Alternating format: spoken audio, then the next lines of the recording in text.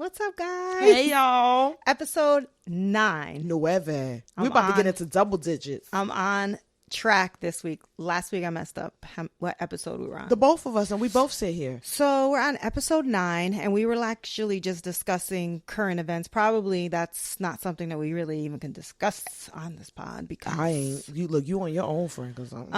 But speaking, well, how was your week? It's Tuesday.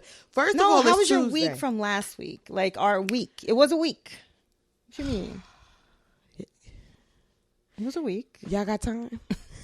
Because let me tell you something. Let's just say, if I could put my week in one word, it would be. If I could put my one word, I would say Jesus. Oh, all right. What about you, friend? My week was actually pretty good. Okay. I really can't complain. This morning was a little of a little wrench in the plan and stuff. Wrench in the plan, but you know what? We made it through, and Always. Everything what had to be done is being done, and it is what it is. Right.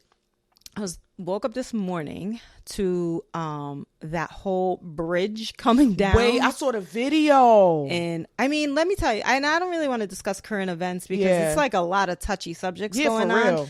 But all I gotta say is let's just pray, because we need whatever you believe in, like we need a higher power at this point, because there's a lot going on. There is raids a lot and stuff going on. I'm like, friend, we in 2024. Like, and you know what? Like yesterday was an eclipse. Yo, I was in rare form yesterday. Yesterday was an eclipse, and the energy was intense. And then like that whole raid, the friggin' bridge that came down. Yo, I feel like my London Bridge was falling down. Like I came in yesterday. Like, you ever be so deep in your thoughts? And this is my problem, and I always say it.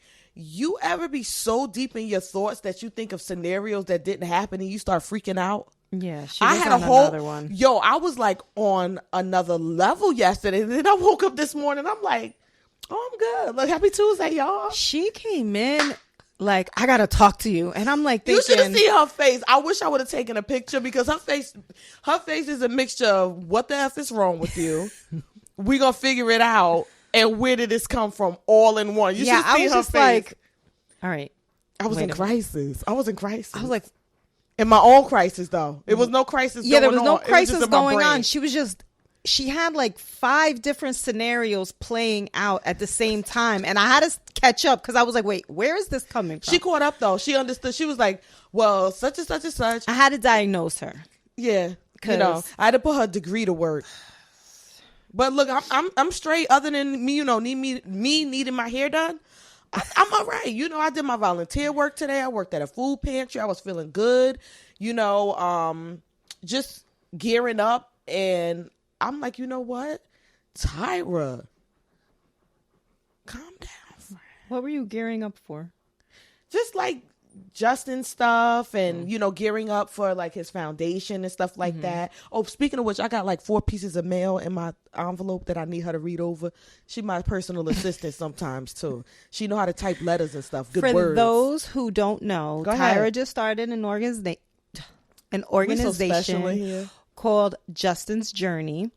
It's for her son Justin, who you guys know has muscular dystrophy. Right. And the organization, we're going to have actually the information below so you guys can follow the journey. Yes. He's actually going for a surgery in April. Mm-hmm. Y'all keep me lifted in the month of April. To, help with his walking and everything else. So clearly with surgeries, regardless of insurance in the United States, I mean, I can't speak for any other country, but I can speak for here. For real. The amount of money that goes out is insane. So anything can help. Yeah. And just follow the journey. Share the page, share the journey. And you never know who's going through the same thing. Yeah. And also too, we're having merch coming out. He has a pop-up shop now, but I'm working on something long-term after the pop-up shop discontinues.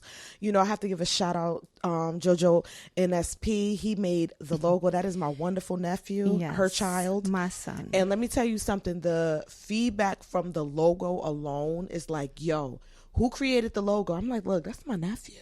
Like, this is a family business. Talent runs in our family, but he's like the talented one. Anyway, see how she interrupts me? Anyway, the logo is dope. Let me tell you something. And he's the artistic one. You know, he has t-shirts, he has hats, hoodies coming out. Also, I spoke with another person who's going to be doing a lot of printing as well. You know, being the mother, I had to purchase my first merch, and I'm picking it up on Friday. Yes, I did get a car decal and a tote bag. Now I got to get me some sneakers I can't walk in to match it. But, you know, that's a whole nother struggle. But honestly, you know, just to look at our journey, what Justin has gone through, what I go through as a mom, you know, it's basically no other word to put it but a journey. It's a process. It's not a marathon. But I also realized too, friend, like speaking about it more is healing me. It's helping me, because before I was so guarded to even talk about Justin and to share and stuff like that, because I thought in my mind that I was protecting him. But in reality, I was protecting myself. And others too, because you know what, because some people think they're going to say anything they want and however they're going to say it. And you can't do that to everybody. Not to this mother either. You know what? I think we had this discussion. Unfortunately, it's not even, I don't think it's even ignorance. I think unfortunate. No, it's definitely ignorance. But I think ignorance to a point where sometimes people don't know what to say, and they're not equipped with either just being quiet and not saying anything, or ask a question. No, and sometimes people make jokes, and it's like, because it's so sensitive to me. Yeah. Don't play with me. Like my old landlord, I remember Justin wasn't even 3, or he may have just been turning 3. Either way, he had to have leg braces. You know what I mean? And it was heavy on him, and he will, you know, walk. He's a 3-year-old kid. Any other kid is running. I will never forget one day my landlord thought it was a bright idea to call him Forrest Gump. Oh, gee. Let me tell you something. It took 2 people to stop me from. I said, let me tell you something. Number 1, you may not even get your rent on the 1st because I'm gonna need it for bail money. 2, don't sit there, and people don't realize. And this is the thing that really grinds my gears. Justin does not have developmental disabilities. He has nothing. So he understands. He's aware. So when people say things to him or about him like he's not there, he understands everything completely. Yeah, but again, I think it's like ignorance is a big word in the sense, but it's like broad. I think it's like ignorance of just not knowing better, and like some people are just ignorant. Some people are just ignorant with the things they say, because like it would take like common sense, which is not so fucking common at all, but. Like common sense would be like, you know what? Let me just not say anything. But then there's also like the ignorance of, if you're just going to ignore a situation, that's kind of like making it like just smile, you're ignoring the person. So but I remember, I think sometimes people don't know which route to take. Yeah. And they don't have the mental capability of saying or doing the right thing, or just don't say anything. But you know what? In the words of my good auntie Medea, put the shut to the up. That's all. Don't say nothing. Like one time I was down the street, you know, he has a younger brother, of course, and you know the double strollers, the sit and stand or whatever you call it. So he was on the other side. And of course, he's a little bit above age. And this lady, I'm minding my business, going to get my Spanish food from Passaic. I was getting my chaufa. She comes out of nowhere and was like, oh, you need to take that big boy out of the stroller. Remind you, he's not like in the leg part, but he's just sitting like this. And his face automatically just was like, I went over there. I said, let me tell you something. I was talking to Charlie, you know, because I have to get myself together. There's triggers that once I'm triggered, it triggers. You know what I'm saying? Make me want to pull a trigger. You know what I'm saying? So I said, my son has a physical disability. Could you please watch what you say? I said, he understands everything. And she was like, oh my God, I'm so sorry. But it's the fact that you may not understand the situation. Be Yeah, that's where my mama told me, if you don't have nothing nice to say, don't say anything at all. What's the problem? Huh? Yeah, me and Joe had a conversation earlier. Go ahead, look. Let me hear it. Joe, I was asking Joe in regards to a situation that's going on, and you know, he was like saying, you know, I'm really just trying to bite my tongue, and I'm really like trying not to say anything, trying to keep it. I said, you're better than me. Well, we all know that. Look at my face. Y'all, I hope this is a close-up. Let me tell you something. I said, you are better than me. I'm 50 and I haven't reached that point yet. We're still working on her. That's why I pray daily. But let me tell you something about sis. I was texting her yesterday before I, went to the job to talk about my crisis that wasn't a crisis, but in my head it was a crisis. She's like, I'm going to refrain from cursing. I'm like, right. She goes, she asked me, what are your thoughts? Yeah. I said, worst thing. I said, are you ready for them? I don't know. And I'm like, if I'm not ready for something, I said, I don't know. Are you ready for them? Yeah, if I'm not ready She's like, we're friends. So if I'm not ready, I said, okay. I said, and I'm working on my delivery, but I'm not there yet. So okay, but I have a question for you. What made you ask that out of a year and a half of friendship? Like, because I'm trying to be a better person. She's stupid. This is why I can't. I'm trying to refrain. How's that working for you, friend? It's a journey. I keep her on her toes. You know what it is? It's once I'm crossed the line, like once I feel like that line is crossed and like I'm angry or I'm mad, like sometimes just what shoots out of my mouth is out of my control. Let me tell you something. I've been on both sides of that coin. And like I said, we praying for her on a daily. Sometimes she looks at me like, wait, you said that? And I'm like, yeah. And then I had to retract. And then she get in her head like, hey, I feel bad for saying it like that. But the reason why I said, you said it. Who cares? And sometimes when you're in the heat of your emotions and not making excuses or passes, because we're all guilty of these things. It's no longer about the delivery. It's the message, but the delivery be way off. And for a long time I would not say anything because, especially, I don't know, even though you're the way that you are and you admit it, were you ever labeled as what? Like combative or okay, I was labeled, and to me it was like I used to hear that so much that I would avoid conflict at all costs. I've been hearing since I'm a kid, and my dad died when I was 15. So my whole up until I was 15, my dad used to be like, the way your mouth is, be a lawyer. At least make money from it. She should be a prosecutor. Like, at least make a money defense attorney. And we can even put her as a judge. I remember young, I was very defensive about my mom because my mom, now is a little bit different with the whole immigration thing. But back then it was totally different. Back then it was totally different. And when I grew up, most people, like most of the people that I went to school with, their parents were both born and raised here. Yeah. Like both my parents were born in Italy. My dad came here really young, so he grew up here. So it was different.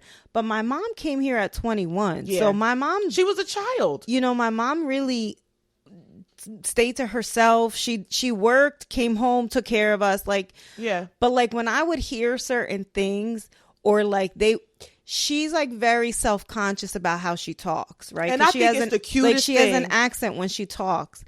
And like when people would be like, what? Or like, and she would get like, she wouldn't want to speak anymore. She wouldn't want to speak anymore. And I used to just, it would make me see red. Like, she's from another country. She's speaking the language, but in which she learned.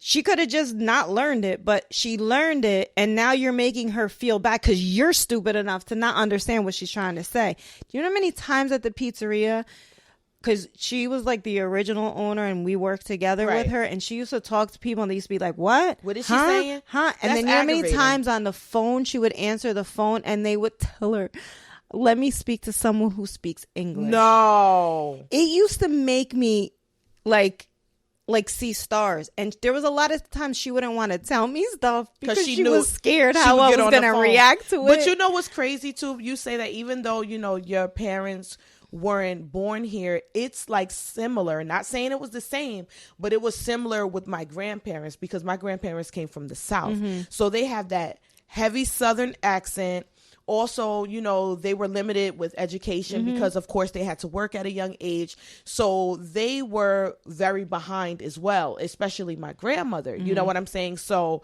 people wouldn't understand the things that she would say with a heavy accent because of the fact that she has that Southern accent. Yeah, and it's like, and she didn't understand certain things, you know, like she honestly, and it's so amazing. It just clicked to me.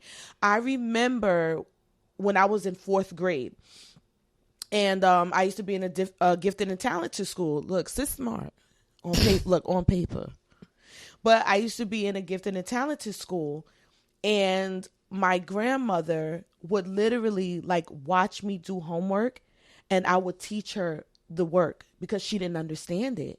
You know what I'm saying? So me and my sister and me more because I was like downstairs all the time, but I had to help her like with reading, and even she didn't even know how to write print for a long time, just cursive. I would have to help my mom with reading, but more in the sense of like she could understand reading the words. Plus my mom got her GED when she came here because my dad was like real adamant about making sure she was educated, making sure she spoke the language, because he used to say, like, I'm not always going to be with you. He was preparing her. He's like, I'm not always going to be with you. And if I'm not there, you need to know how to speak the language. Right. And, you know, but my mom was crazy smart when it came to math, because in Italy, like, their schooling is completely different. I can imagine. So she would, like, you know, be crazy smart with math and stuff. Like, so we could go to her. It's just that accent stopped her from, you know, doing certain things because she was like, they didn't want to call people on the phone, so because they couldn't understand her. So like we more had to deal with that when it came to her.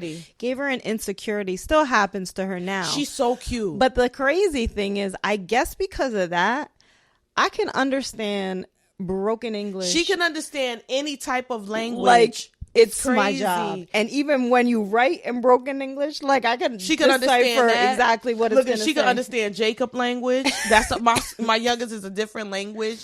And it's so crazy because I love her mother accent because she gives you that old school Italian feel. But my question is, and I asked her multiple times, I asked friend, how come you don't have an Italian accent? Like, why you couldn't have one of them Staten Island, like, because I'm from Jersey, New York, but still, like, why you couldn't have one of them Italian, like, long trench fur coat, you know, Jersey, you know, I'm not glitter, that. Right? But I, you know, to say like I got an Italian friend, and when they pick up the phone or hear her talk, like, she really Italian. I am. They be like, look, she Colombian. What is she? I know. I get questioned about my ethnicity a lot. Oh my God. I am 100% Italian. And let me tell you something. I'm at the church today at Pantry. They asking me about her. I'm like, oh, so did you learn Spanish from the pizzeria? I'm like, look, how you know I'll be at the pizzeria? I'm like, no, but she speaks Spanish too. And they're like, oh, for real? And I'm like, yeah, she could speak different languages. Like, languages is easy for me, but like broken English, anything with school is easy for her. Broken English, I'm the queen. You know what, friend? I'm gonna get you a composition notebook. What you want, a 3-subject, 5-subject? You know what? I'm gonna get her a Trapper Keeper. I love school. You want Lisa Frank? I'm gonna find one a retro. If someone would pay for my master's, I would go back in a heartbeat. She'll go tonight. She will go tonight. She would. So anyone out there who want to pay for my master's, I will go in a heartbeat. For real. What would you go back to school for? I would get my master's in psych. Let's finish it off. Listen, and I'll be her. What is it? My client, patient. Yeah. I'd finish it off. Let's go the whole route. For real. I told her our inner children, if we were the same age, we would be like friends. Like, oh, you want to do homework together? We going to this club after school? You know what I'm saying? I was never part of clubs in school. I didn't like school. You didn't? I loved school. I did not like school at all. And I especially does not like high school. You know what it is? I don't like that whole cliquey thing and that whole... that's a mentality. That whole cliquey thing. Yeah. That whole like... Mean girl. You mean girls and talking about this and have to have the best this and have this and that. Yeah. I was really never into school. So I think that's why I didn't like school. I liked college because I basically went in and out. I went to do my classes and I left. And honestly, my first 2 years of college, I did horrendous. I dropped out. For real? What? My head was on getting married. You? My head was just, I wanted to get married. So then I literally just didn't even withdraw. My GPA when I went back after I had my daughter was like 1.8. Did you cry? Let's be real. No, I got myself a 4.0. I got on Dean's List and I graduated in 2 Dean's years. List. Put that shit up. But I went to my classes. I learned what I had to learn. I left. I went to work full time. I had my daughter full time. You had your whole routine. I had my whole routine. But for me, not like, as long as I like what I'm learning, it's fine. Like if I don't like what I'm learning, I don't pay attention to it. But if I like what I'm learning, yeah, I love school in that sense. See, school for me was my escape. No, I used if to I love didn't homework. have to go to school, I was fine. But I love to read too, because I feel like reading was my escape. Because I only of the like fact to that, read things that I'm interested in. Well, like I can't just read, like in school they used to make you read these dumb novels. Like I'm not interested. Yeah, but if I was interested, it was a whole different thing. But I guarantee you, she read it anyway. I had no choice. But I love to read. Like to me, reading was a big escape for me because it was like a disconnect from my reality. So I would literally do that. Yes, I like to escape from reality. You like to escape from reality. I do. I'm a runner. I'm a track star. You like to escape from reality. I do. Yeah. I guess that's something I've been doing for so long. Yeah. If anything, I live in reality too much. No, but I also think too, you live in reality, but I feel like you disconnect by working. I disconnect emotionally. Yeah, you work like you. I live in my physical reality, and I know physically. I don't know where I'm at. I'm somewhere up in the clouds. I detach emotionally. See, I can't, and that's something that I. But struggle like for with. me to like escape, like I don't see. Before my escape was like getting up and going. Like I couldn't sit still, because when you sit still, you have no other choice but to think. And like COVID. Yeah, that's what happened with me with COVID. Oh my God. And the sad part was I had 3 surgeries during COVID. Now I lost my brother right before COVID, and half the business was shut down.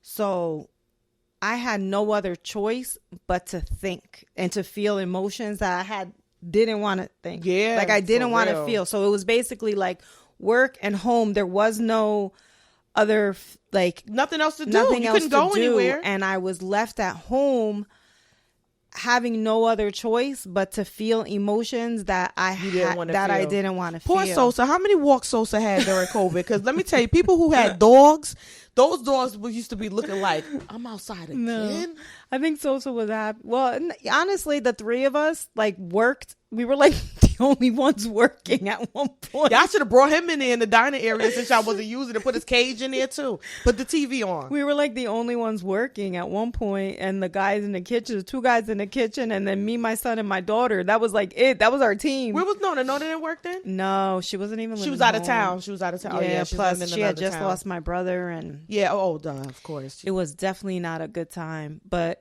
COVID was the only reason why I ended up having to deal with emotions that I think I buried and just kept going. I am not the flight. I am the fight. Like my response to everything is like, it's not fight or flight. I don't leave it. I just fight. I just go through it. It's kind of like I put blinders on and I just go through it. Like, all right, this is what needs to be done. I'll never forget. There was a situation that I dealt with. She about to knock over the equipment. There was a situation that I dealt with years ago in regards to my kid's dad. There was like a situation that happened, right? And I had 2 days to figure it out. And it was crazy. Like when I have to think about that time, it was insane. The amount of things that were going on, and that I had 2 days. That's all I had. 48 hours, friend. Was 2 days. And if I didn't figure it out in those 2 days, I had to wait 2 weeks. And I made it happen by like the skin of my teeth. But I'll never forget when he was home and we ended up talking, and different people were around. They said, I have never seen someone do what your wife did. Like, she was just, there was no talking to her. She was in a zone. I'm focused, man. That there was like, she did stuff that I've never seen by someone any means do. Necessary. And he's right, because I was just in like that. Okay, well, this is what I got to deal with. All right, so now we in fight zone. So that's it. But what ends up happening when you're in a constant state of fight or flight, you become emotionally frozen. I was just about to say that. I've been learning about functional freeze. And that's basically, I lived in emotionally frozen for years because things have always happened in my life tragically. Yeah. And like always like these sudden big things, and they happen tragically. And then I deal with them because I have no other choice but to deal with them. But then emotionally, I become just frozen, and I live like that. And so I had to start like realizing like I'm constantly in a state of fight or flight, and I don't do the flight. I don't do that flight. I do the flight for her, I guess. Yeah, like I don't do the flight thing. Call me continental. I don't like JetBlue. Threaten to leave. I don't leave. I don't go. I don't do like I sit there and it's like I endure what I gotta endure. She's a glutton for punishment. How you say glutton for punishment? But then like when it's over, like I have all this adrenaline. And then I think it just like freezes me. Down. Yeah, I just shut down. Yeah. And I didn't realize about functional freeze until I'm learning that now. And, you know, how it was explained to me was like, you know, you were running on like a mode and trying to get through until now things may be even minor to you, but just the thought of it wears me. And she said, you're in a functional freeze. You were in a functional freeze. I was like, you know what? I would have never heard of these words. You know what I'm saying? That's why you got to choose your friends wisely. You know what I'm saying? Because they will even elaborate your vocabulary. Yeah, it's true. Like we run on adrenaline sometimes, and we don't realize that we're running on adrenaline. Like when I think back on different situations that happened, I remember like when all was said and done, like my body used to physically shake. Really? And like I was cold and my body would physically shake, and I couldn't understand like, okay, it's done now. Why is this? The aftershock. Yeah, it's like because I don't think about what I'm doing. Like I don't have the time to think about it. Like I'm in a different level of I'm only seeing what I have to do. Like the goal is there. I'm only seeing that I got to get there. That's it. There's nothing else that I can possibly focus on other than that's what I need to handle. Right. And that's where I need to get to. So however I need to get to, and like my mind is going in 500 different directions to make sure like everybody's straight, make sure but this it's is like handled. Once it's done and it's like the dust settles, it's kind of like when someone passes away, right? Like you're on all these emotions, right? Yeah. And then it's like there's the wake, and then there's a funeral, and then it's like all these people are around you for like days, and then it's like when the smoke clears over, right? That's when you mourn. Yeah, and it's like over, and now it's like you're just by yourself. That's how like I felt after each time situations occurred. And now it's like I have all of this inside of me, and I don't know what to do with it. So I like bury it, and I'll bury it, and I bury it, and I freeze it, and it just comes to a point where I'm like, all right. You speaking of that, that's something I could relate to. Like, I don't know if this happened to you, but like when my mother passed away, like the viewing, the funeral, I really don't remember too much. Of course I was there. Like I don't remember I don't remember certain people being there or whatever. Things came back to me after the fact. But to me, the hardest, people thought like the funeral and the burial was the hardest. Let me tell you something. When I had to go clean out my mother's apartment. You know what? Whew, I haven't been back to my brother's house since he passed. Let me tell you something, Connie. It was like I was going through the stages of her life. But I wasn't even in the house. You were outside? I was outside. And that is the last time I was in my brother's house was Thanksgiving of 2019. Do you ever drive past? I drove past once, and looking at the house just made me like, my mom lived a couple of blocks from me, and every time I pass, it's just like embedded in me. I look.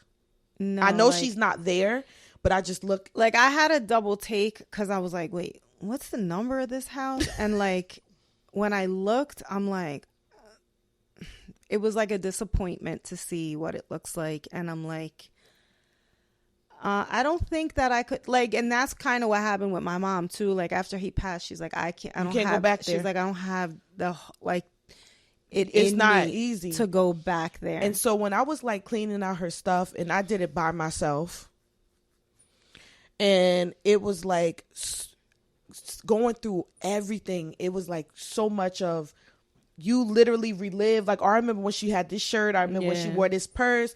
And I literally, and my mother will be gone 7 years this year. It's a garbage bag of like pictures and different things. I cannot open it whatsoever. I mean, I can't. It makes you face it. And I think like facing it is, I remember when my dad passed and my mom had to like go through the closet and go through the clothes. Like, it was hard for her, but I didn't really and I say this all the time, like when you're 15 or when you're in those age groups and you lose your parent, you really don't understand. Like, you really don't have the mental capacity to understand what you're actually losing. The impact of I the think loss. As you get older, you start realizing actually what that loss and how it affects your life. But like, I remember my mom going through things, but I didn't like emotionally attach to that in any way. And as for my brother that passed, I never went back to his house, so I don't know how that would make me feel. Let me tell you something. One day, friend, I thought I was literally losing it. My mother used to drive a Chevy Equinox, right? And it was like a champagne color. And my mother used to always wear her hair in updos. I'm in Dollar Tree now. My mother's gone, buried, headstone, whatever. All I see is a Chevy Equinox going through the parking lot and a black lady with an updo. And I was just like, Mom. And I literally ran out the store. Yeah. And it hit me, and I had to tell the lady, like, listen, you know, my mom had the same exact car or whatever. And she was like, I understand. And I feel like the hard part of it is, as I'm getting older, I see a lot of my character traits in me from my mom. And I look like her. So it's like, dang, like, wow, like this is real. You know what I mean? But I cannot open that bag. I have no intentions of opening it anytime soon. I don't even know if it's $1 million in there, and I could just be sitting on that. You know, look, girl could dream, right? But yeah, it's just one of those things. I have memories of my father. I have memories of vacations we took. I have certain things in my head, but I'll be honest with you, they like fate. Like, they're like fated. Because you're getting older now. Because I'm literally getting older. Like, my brother's a whole different thing. Yeah. My brother's a whole different thing. My kid's father's a whole different thing. Because, like, at the end of the day, whether we were together at the end or not, I still spent a majority of my... And there was a lot of love. Like, a big portion of my life with him, in the sense, like, we had 2 kids, we had a house, we had 2 businesses, we had 2 houses. Like, we had stuff. You had a life together. I had a life together. So there's like even like crazy. Me and my son were at work one day, and I was doing something. He came up to me doing something stupid, and I started dying laughing because it reminded you of him. Because I'm like, oh, because first of all, he looks like him. Yes, he does. His body structure, he looks like him. He looks just like him. But like, he came up to me and like tried to headbutt me. I was like, oh, I started laughing, but cry laughing. And he's like, what are you laughing? And I'm like trying to tell him the story about a guy. Literally, this story, I think I was pregnant with my daughter. So this story is like 28 years old.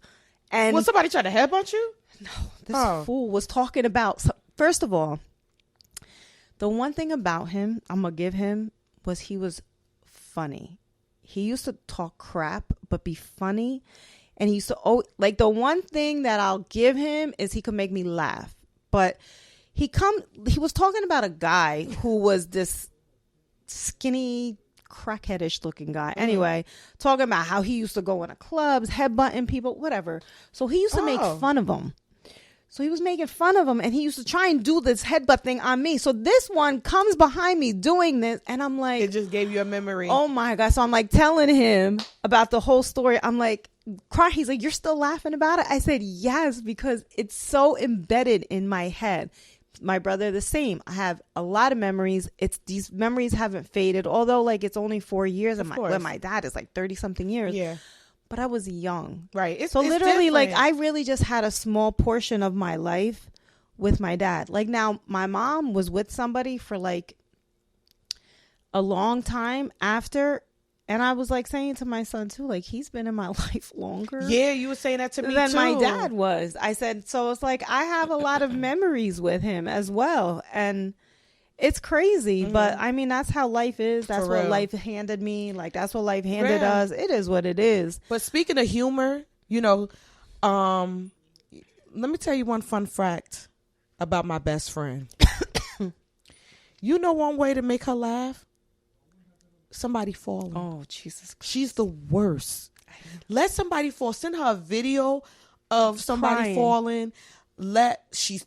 Oh my God. Let her see somebody fall. So bad. And it's like, it's so bad. It's uncontrollable. Like, she laughs until she cries. And I'm like, Connie, that's not funny. Like, it was a situation where somebody fell. And it was like, there was no way, shape, or form. I'm like, I know she's not going to laugh, right? Because it was like a serious moment at the time. She was elderly. She fell. How she fell. It was just terrible, right? We didn't know if she was alive. Right. And I'm over here panicking and stuff. 20 minutes later, she's coming around. I couldn't. Like, real tears, crying. I said, you know what? I said, it should be a diagnosis for that. I said, because I thought, you know, the age will be off limits. It's or so bad. She it's just so laughed. Bad. Like, I can't see a video of someone falling. But she falls. That's the funniest. And when I fall, I laugh. And she laughs at herself. Like, I laugh. I don't know if it's like a nervous reaction. For sure. But when the art of them falling, I don't know. It just clicks this thing in my brain, and I can't stop laughing. It's terrible. We got to show the video of her falling in the gym. Oh my God. Now you see her. First you see her. Boop. Now you don't. That's falling with Sosa. They put a TikTok up. He has the video of me falling in the gym. I fell off one of those balance balls. That's why I didn't get in it. But she's a piece of work with people falling, and she'll tell you when somebody falls and be laughing while I'm like, you. you know what, you're terrible. Yeah, I'm sorry. Like, if I've ever laughed at you when you fell, I'm sorry. It's just I can't help it. It's just bigger than me. Don't blame her heart, blame her mind. But speaking of which, when you gonna make me some cupcakes? Oh my. Let me tell y'all something. She be baking all this banana pudding, crownies, red velvet, tres leche. Yeah, because isn't it a cookie brownie? Yeah, but it's brownies, not crownies. Well, I call it crownies. See how she be trying to politically correct me and all of that stuff? Nobody asked her. I'm sitting here pouring my heart out. I want some chocolate frosted cupcakes. That's all I asked for. Let me tell you something. One day she was like, oh, Tyra, get something out my trunk. I'm over here thinking like, oh, it's a bag or something like that. It was like a dozen cupcakes. Let me tell you. She ate them all. I ate like 9 in 2 minutes. 9 in 2 minutes. She had the audacity one time to bring them to my job. And I was sitting up at a desk. When you going to make some cupcakes? Not for the public either. For Easter, I'll get you a cupcake. A cupcake? I'll make you cupcakes. All right. You going to make me a basket too? Because it's high demand in baskets too. You ain't got to put nothing expensive in. You can put some M&Ms, a wild cherry Pepsi, the Kit fact Kat. that you're pushing 40 and you want an Easter basket. Let me tell you something. My mother had to give me and my sister Easter baskets. She died July of 2017. I bet you that April, March, I had an Easter basket. You realize I never received an Easter basket in my life? You want me to make you a basket, friend? No. I'm going to put some eggs in it, so I'm going to color some eggs. I'm coloring some eggs with the kids Saturday. No. I got you, friend. My parents were not that type, those parents. Stop. And I'm gonna put a whole bunch of grass in it, so like we didn't get Easter baskets. We didn't get like nah. All right, we'll break the cycle now. What else was there? What else is like? Do you guys get like Valentine's Day? Yeah, Valentine's Day. We didn't get nothing. The Easter basket, nothing. What else? What else would be a thing that you would get? I would just say Valentine's Day for kids, like little things, Easter baskets. Christmas, my dad was Christmas. Oh, look, Papa Panacucci probably came. Like Christmas, we got like TV. We got like big things for Christmas. All right, but we talk about birthdays. My cupcakes. Birthdays, the same thing, but like those type of things. That's why you're so big on celebrating like birthdays. Yeah, because she got on me because I'm like, I don't know what I want to do for my birthday. Like a cake. No, she's like corny though when it comes to birthdays. Like Even like holidays, like she's not I like be in my feels. Like I'm like, I hate Christmas. I'm like, stop doing that. Yeah, I don't like, and especially like after my mom passed and like the family just dismantled or whatever. But I'm like, stop doing that, because literally, like their dad passed away on Thanksgiving, and it's not that we celebrated on Thanksgiving, but we still like we don't like not celebrate Thanksgiving. Well, I still bake macaroni and cheese and stuff, and I still do because Christmas. Their dad passed on there. But it's not like I'm not one of those like, oh my God, it's festive and I gotta decorate and like, no. Yeah, but that's doing it. But birthday, I want to. But yet you want a freaking Easter basket, which is like let me tell you something. Let me tell you something. When we record next week, I'm gonna fill y'all in and let y'all know if I got my Easter basket and my cupcakes. Easter basket is a negative. I'm standing on business when it comes out of my Easter basket. Connie, you could put some Fun Dip in it. You could put a wild cherry Pepsi in it. Some M&Ms. We like the same chocolate candy. Definitely not an Easter basket. Put it in the shop right back. Got my kids Easter basket. I bet they want an Easter basket. I don't know. Did Giovanni? Did you want an Easter basket growing up? See, Valentine's Day, I always got you guys chocolate. Okay, so all I want is, but the thing is, if you give them to me on Easter, then that means I got to share with my kids. Like, no, put them in a shoebox. Act like they're a pair of shoes. Dysfunctional. Yeah, like I was never that Easter basket mom. No, I do. Like, I like dyeing the eggs and stuff like that. We did that, but more with your dad. Yeah, your dad was like, I like dyeing eggs and stuff like that. Like for Christmas, I like making the gingerbread house and stuff like that. Yeah, that's a lot. No, but I got to keep Jacob busy. Okay, you'll do those things, but you won't celebrate the actual holiday. What do you mean? Like, you don't make gifts. Like, okay, that's not it. Like, you don't make the holiday like. What is making a holiday? Like making it like it's a holiday. Like knowing that it's a different day. Like you just make it the like tree be up. That's an indicator right there. It's lit. My point. Exactly. Ornaments, like, you know what I'm saying? But one thing I do realize, and I get on it, people get on me a lot about it. Like my cousin used to get on it for years, that I don't celebrate my birthday. She's like, Tyra, that is your one day a year that it's about you. And I'm like, just give me a chocolate mousse cake. I'm good. But that's what I'm saying. Like, you don't even do like I wouldn't even know where to start. No. But let me tell you, last year, something. Bae came through. I didn't know how to act. I almost say survive it, but it was another, that's another story. And she was talking crap about my race. That's a lie, because I'm Sicilian. It's on video. I'm Sicilian. That's private video. It's on video. It's private video. That's videos that putting down my race, my skin color. That's a lie. Look, I like your skin color. She was talking crap. Anyway, like I was saying. So yeah. I get on her. For stuff like that. But it's changing. I'm telling you, it's changing. And also too, Tyra doesn't like, and I'm like a creature of habit, but Tyra don't like change like in anything. No, it frightens me. It shakes my boots. Like she's fine with like the status quo in life. Shut the hell up. Now we about to argue off camera.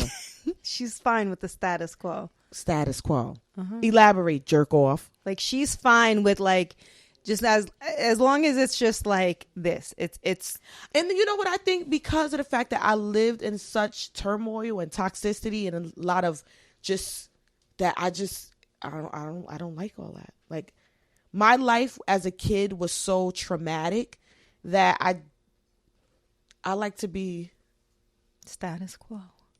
She get on my nerve, and y'all want to sit there and promote her to get another degree so she can act worse. Like, that Monique clip, because you think you know everything, because you got a degree. That's what I would be saying to her. Because she makes me sick. All I know is I don't give a damn about a status quo, but what I do give a damn about is Duncan Hines, Betty Crocker, chocolate frosted, yellow classic. I'm gonna let y'all know too if I get them.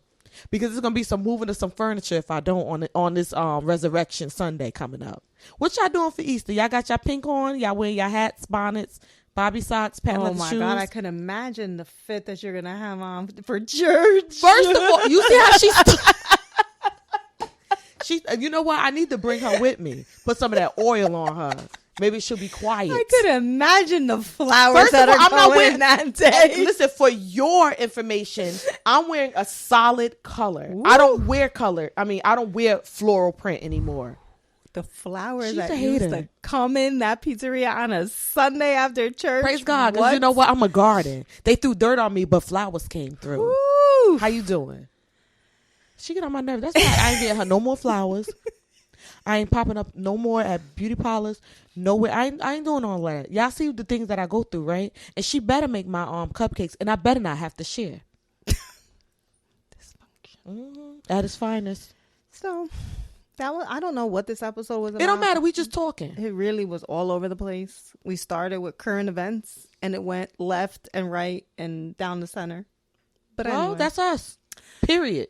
Anyway, thank you for watching. Yes. Thank you for being here. Yes. Thank you for subscribing. Thank you for liking. And thank you for sharing. And we hope you have a wonderful Good Friday and even better Resurrection Sunday, because he got up. Yes, he did. Bye. Bye, y'all.